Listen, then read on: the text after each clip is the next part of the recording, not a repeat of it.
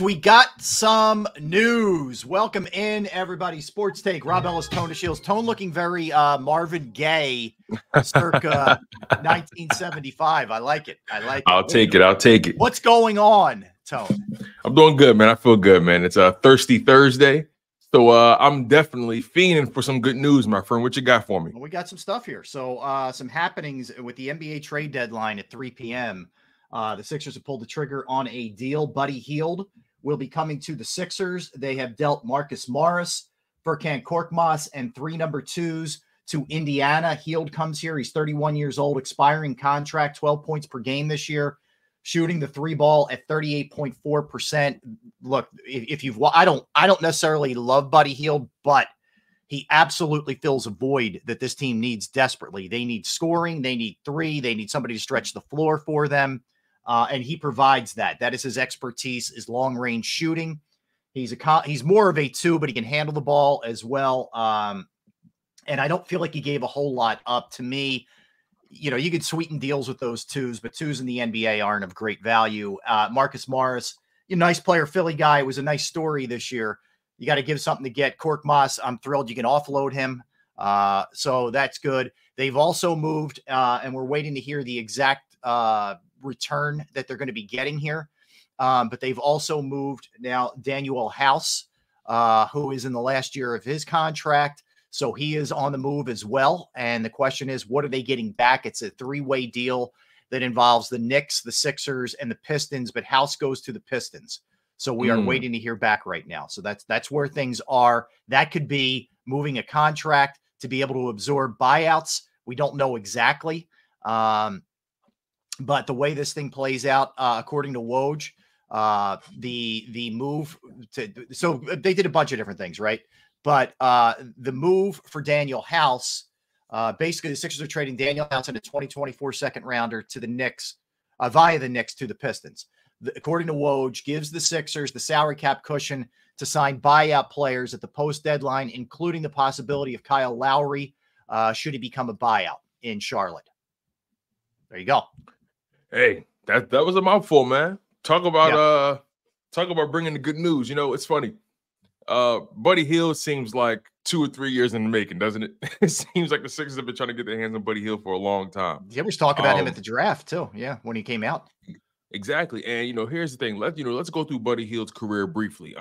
Let's be honest. Buddy Hield has been a professional and someone who's produced a lot in the NBA, carved out a great career for himself coming out of Oklahoma, where he made a big name for himself as a sniper. And that skill set definitely translated to the NBA. For his career, averaging almost 16 points a game, shooting just above 85% from the free throw line, has a career average of 40% from the 3, a 43% career field goal percentage.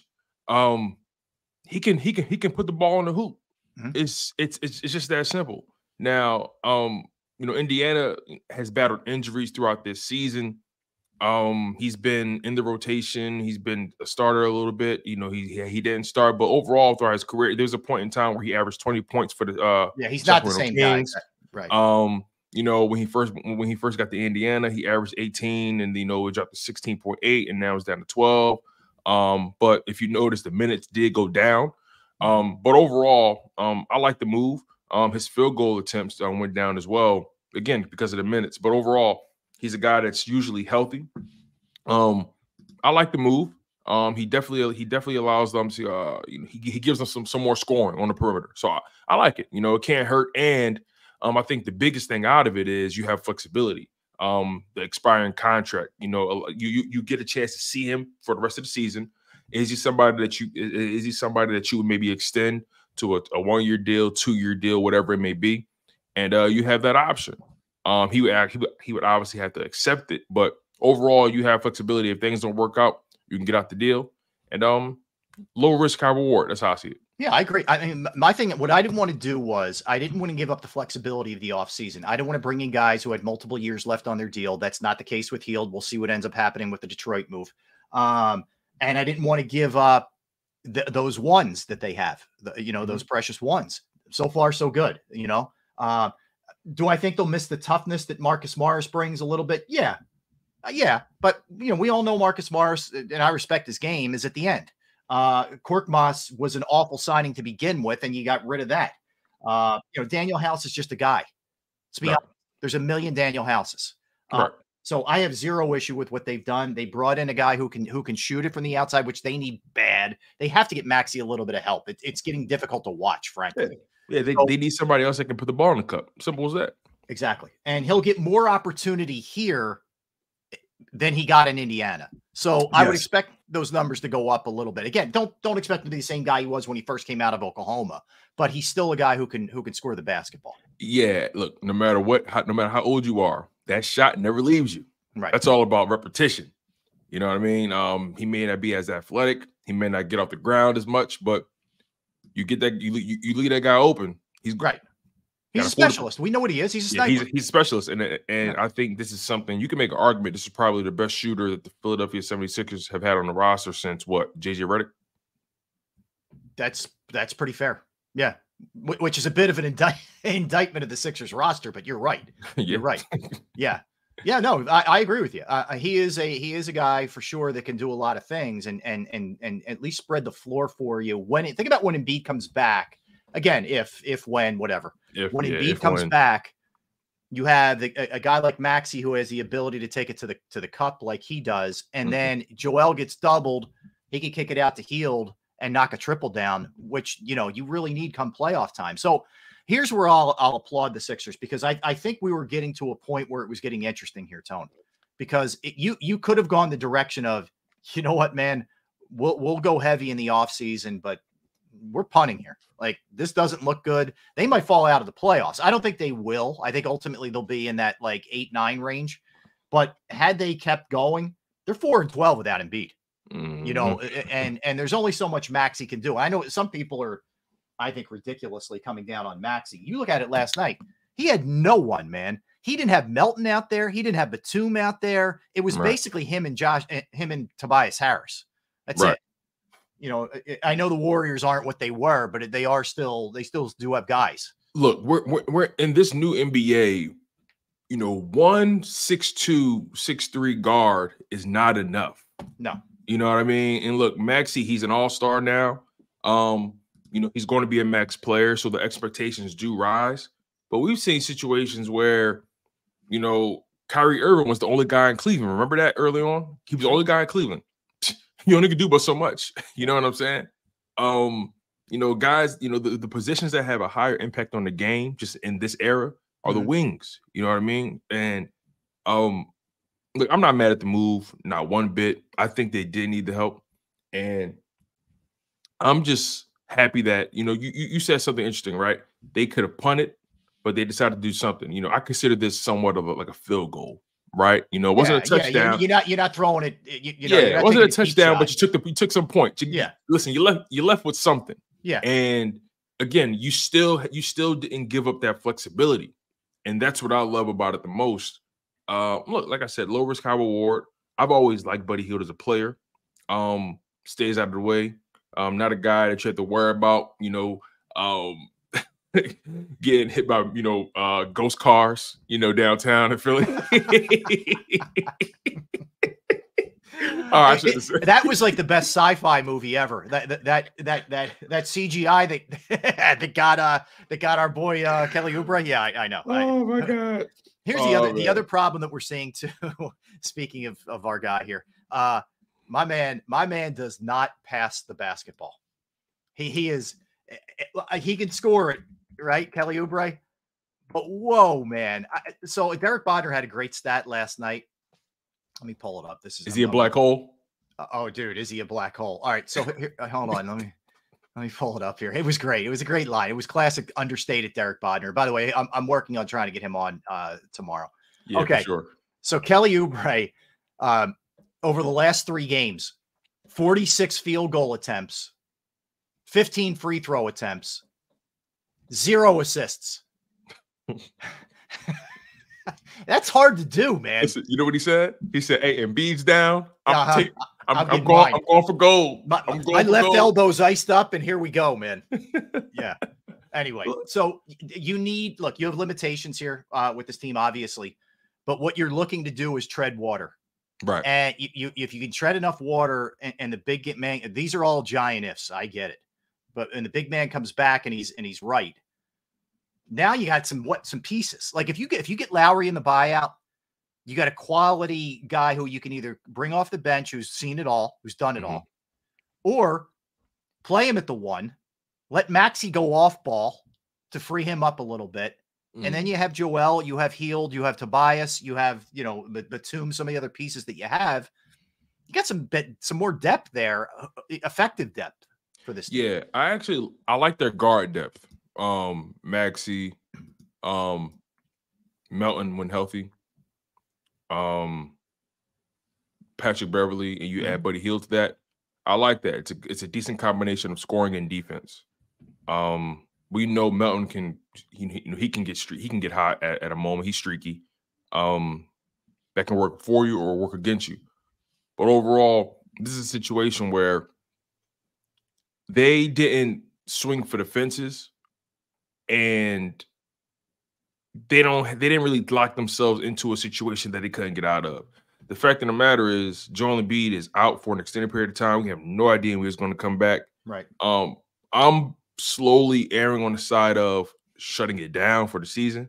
I'm a little bit there too. Because I don't want this to be a nagging thing. I want him to get healthy. Because again, the Sixers have 4 years left in this deal. 4 years left on this Supermax deal. Yeah.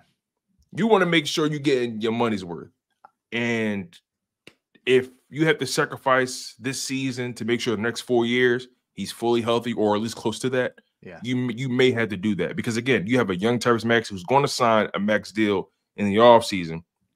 You're going to be okay from a nucleus standpoint. Maxey, Embiid, you got your guard, you got your all-star guard, you got your MVP center. That's a great nucleus to build around, especially when you're going to have the money, you're going to have the draft picks. It's no need to do anything hasty. And I think Daryl Morey understood that, and it probably took a lot for him to be patient in that regard. Sure. But I think sometimes the best moves you make are no moves or the least moves you make. And again, so far, for me, so far, so good. Like, I don't feel like you lost anything significant off the roster. You aren't taking on salaries for next year. And you gave up some twos. Okay, whatever. The house move, I don't know that there's any player coming back, Tone. I think this is just freeing up cap space to be able to allow you flexibility to just grab a Lowry or somebody else who's going to be bought out. You will see buyouts very soon. Yeah, that's what I'm saying. I'm saying the move gives Philadelphia salary cap cushion for potential post-trade deadline buyout players. So we'll see what that buyout pool looks like. I don't know how I feel about the Kyle Lowry thing. I don't know. What's your thoughts on that? You're not. He's very much at the end. You're not counting much on him. That's where I think it's important here that, you saw where it had gone kind of the last couple of years with him in Miami. I'm okay with it. I don't feel like if you're just signing him, that's what it would be if he's waived. You're just buying him for a rental for the end of the year. It's okay. Again, let me be clear. None of these moves are really moving my needle. Yeah, they're okay. You're talking about Hield, who's, even though he's only 31, is on the back nine of his career. Kyle Lowry, this may be it. I don't know. This could be the last year for him. And that's what I'm concerned about. It's like, is he coming here to really make an impact, or is this supposed to be some sort of homecoming? Yeah, I think I'm always concerned about that. I'm always concerned about those kind of dynamics. I think these are more like tourniquet moves, Tone. They're like, all right, let's contain this wound. I hate to use these terms. It's nasty, whatever. But let's contain it. Let's see what happens when Embiid comes back with the pieces we already have here, the foundational pieces. Yeah. And then roll. And then I think it's a total deck clear in the offseason. All you're essentially locked into is Embiid and Jaden Springer. That's it. Everybody else can, it's crazy. This is going to be an entirely new roster next season. You're going to have the ability to get to give somebody a max contract. You're going to have the ability to really. This is where Morey isn't handcuffed in any way, shape, or form to just kind of sculpt this thing the way that he wants to. So that's where it's at. I think this is a move to make them respectable and keep them in this thing and not fall out of the playoffs, and then see what happens after that. Yeah, as a matter of fact, let's check in and see what their cap situation looks like. So let's see here. Wow, 186.9 million for coming off the, or what is that exactly? Okay, let me make sure I got this right. Okay, I had this set up for the 2023-2024 season. Let me set it up for the 2024-25. All right, here we go. Now that's the number I'm looking for. So as of right now, the only players that you're locked into remotely, Joel Embiid, Jalen Springer, like you said, Paul Reed. I think they have the bird rights. Is that what that is? Yeah, that's correct. Yep. And then I can see them bringing back Paul Reed. But the total cap that the Sixers are going to have to be able to play with is $253.8 million. That's a lot of money to move around. Yeah, man. That's a lot of money. There's some flexibility there for sure. All right. Well, listen, as the show goes on here, anything that goes down, Sixers wise or NBA, like Gordon Hayward got moved. There's a couple other guys. Kelly Olynyk got moved. A lot of these are expiring contract guys, which unfortunately, that's kind of what the trade deadline's turned into in a lot of ways. But if we get anything else, we're going to dive back into the Sixers pretty hard at 12 o'clock and just kind of look at the big picture too. We'll pass it along. All right. So a couple other things, Tone. Brian Johnson has accepted a position with the Washington Commanders. Wow. We don't know exactly, what it's going to be. It was termed a significant role on the offensive staff. I don't know that we know Kingsbury's the OC, right? That much we know. But he will be joining them. Here's what I would guess, right? He's Kingsbury's right-hand man, and he also coaches up the quarterbacks. I'm guessing. You mean to tell me Brian Johnson is an op now? He's the opposition? He is an NFC East foe, my man. Yes. Oh, wow. That's why you got to be careful who you invite over for dinner. Yes, correct. Congratulations to him, though. He has a job. Congratulations to him, though. All jokes aside, congratulations to him. He has a job.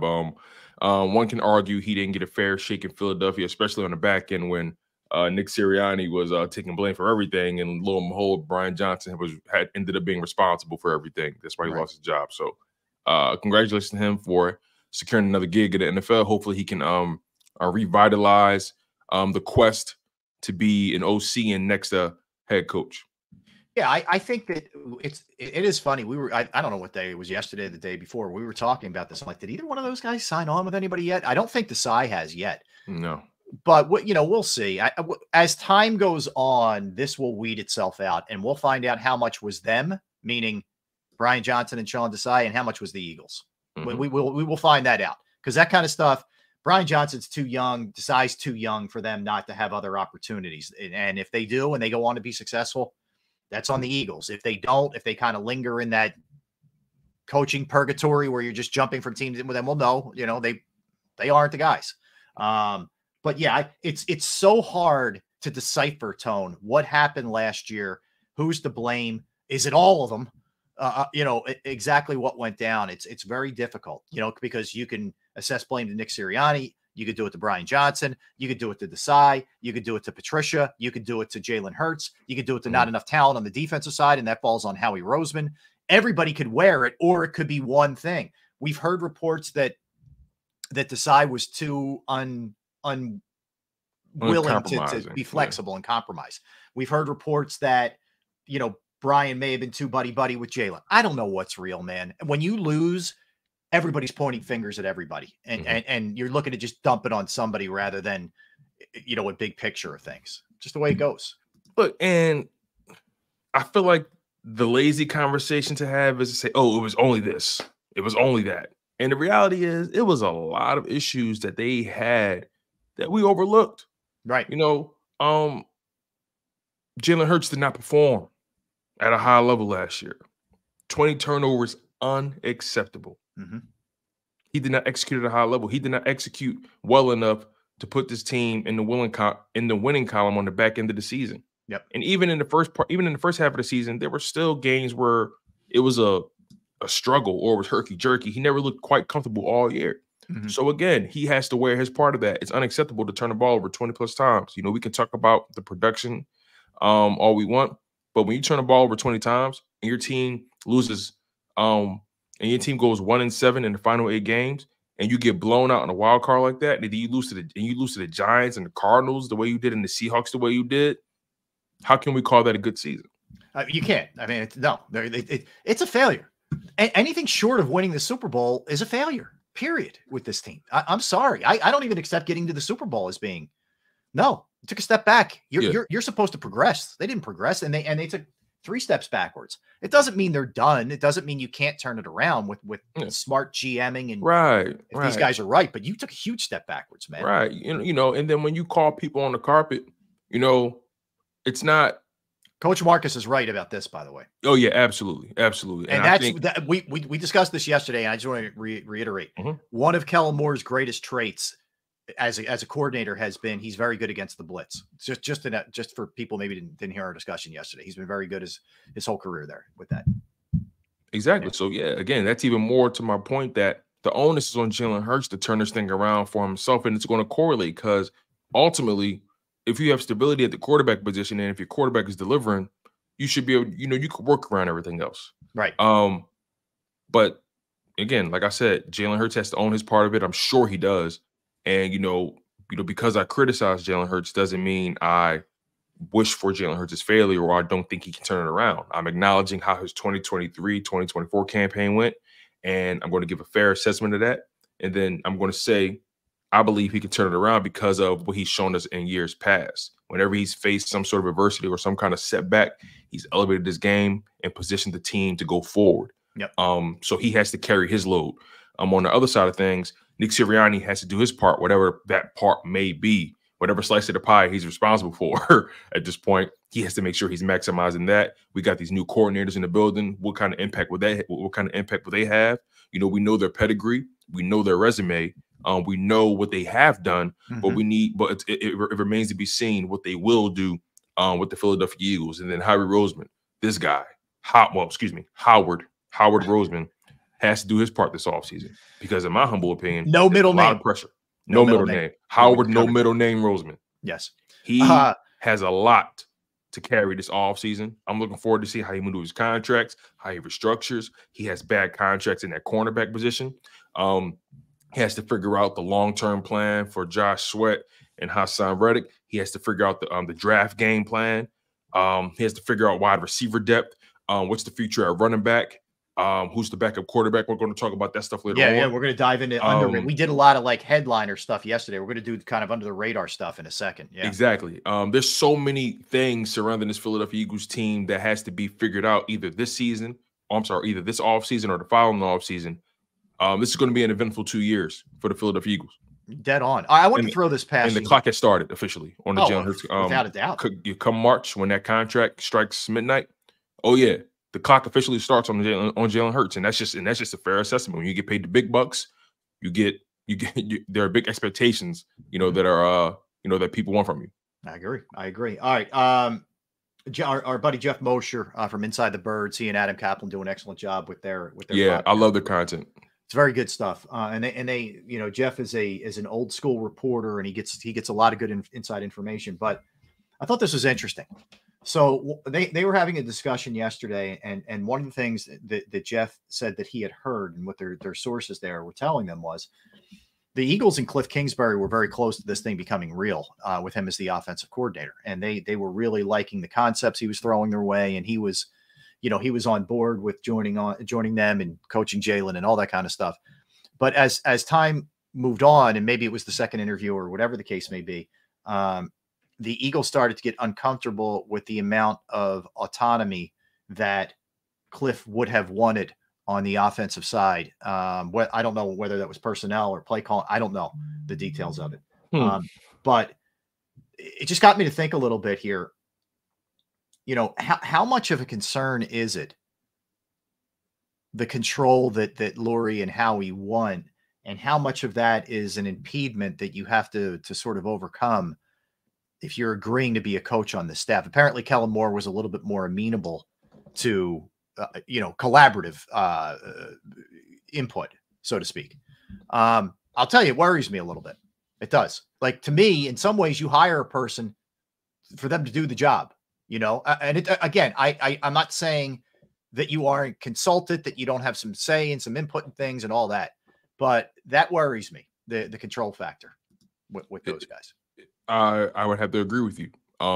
It's a major concern because look, at this point, you've already neutered your head coach, and you have a guy coming in that you love everything he has to say. Oh, but you can't step on our toes, but so far, and it's just like, what is your expectation, right? Do you want football guys to come in and be football guys and coach and really give you some real insight, or you want to play and pretend like you know what you're doing better than these guys? It's very frustrating to see an organization so insecure. You're so insecure. In my opinion, it's an indication of how insecure you are. No one's going to steal your organization from under you.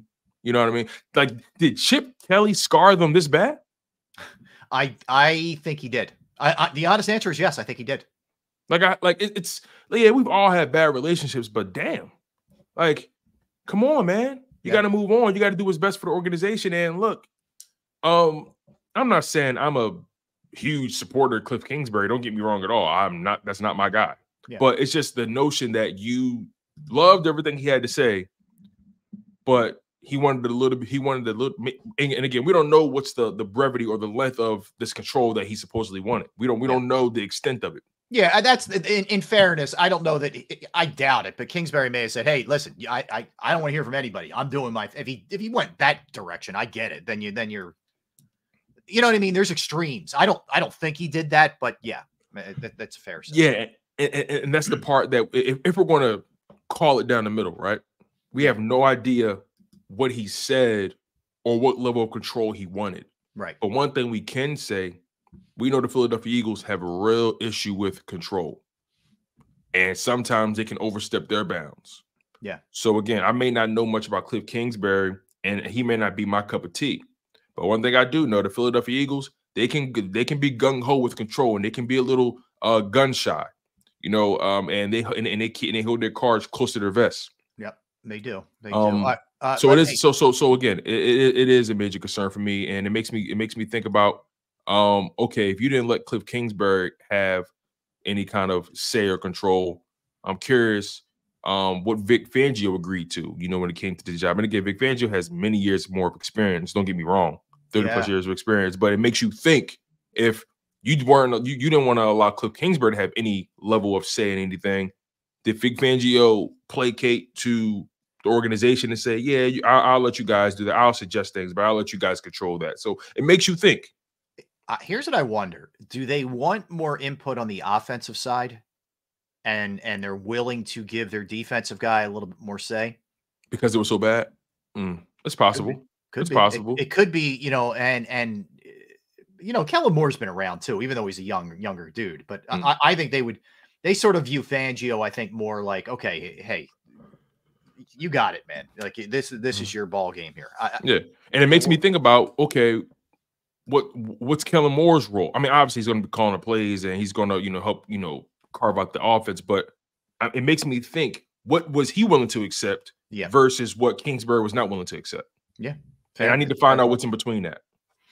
All right, let me give you another NBA trade. I think the Knicks helped themselves here. So the Knicks have traded. This is a trade with the Knicks and the Pistons. So the Knicks get Bojan Bogdanovic and Alec Burks, two guys who can score for sure. I like Bogdanovic, even though he's 34. I like Alec Burks. I was kind of irked when we got rid of him, or when he didn't want to resign. However it went down, I wanted him back. Yep. Those two guys go to New York. Quentin Grimes, Malachi Flynn, Evan Fournier, and Ryan Arcidiacono, former Nova player, along with 2 second-round picks, go to Detroit. So that is the Knicks are stocking up. Knicks are bringing in some scorers here to be able to get after it. And if you're just jumping on with us, the Sixers made a deal to bring in Buddy Hield from Indianapolis, and they trade away Marcus Morris, Furkan Korkmaz, 3 second-rounders. They also moved Daniel House to Detroit. which appears to be a move to free up salary cap space to be able to grab one of these guys who are going to be waived. So that's kind of where we're at right now. We'll get more into the Sixers in a little bit, Tone. Let's come back and let's dig into some storylines. We went with sort of the headliners yesterday. Let's go with ones that I think are very important, but are maybe not talked about quite as much. Okay. So we'll dig into that when we come back. Again, between now and 3 o'clock trade deadline, we'll give you all we have. All right. Let's talk about Bravo Pizza of Havertown. Been going there since I was a little kid. They've been family owned since 1985. Alex and the crew there every single day, putting out the absolute best variety of food that you could possibly have. They have 20 different styles of pizza daily. They have slices to go. They have the specialized pizza. However you want it, they will make it. But if you're not up for pizza, great. Fresh pasta, sandwiches, wraps, wings, salads. Bravo Pizza of Havertown is also committed to the community. They have fundraisers for charities, for schools, for little leagues, where the proceeds go to those organizations. So you can follow them and get all the information that you need at the Bravo Pizza of, on Instagram and Facebook. There'll be daily specials there, promotions, the menu. They're at 1305 Westchester Pike, Manoa Shopping Center in Havertown, Pennsylvania. You can give them a call right now, 610-446-3810, 610-446-3810, Bravo Pizza of Havertown.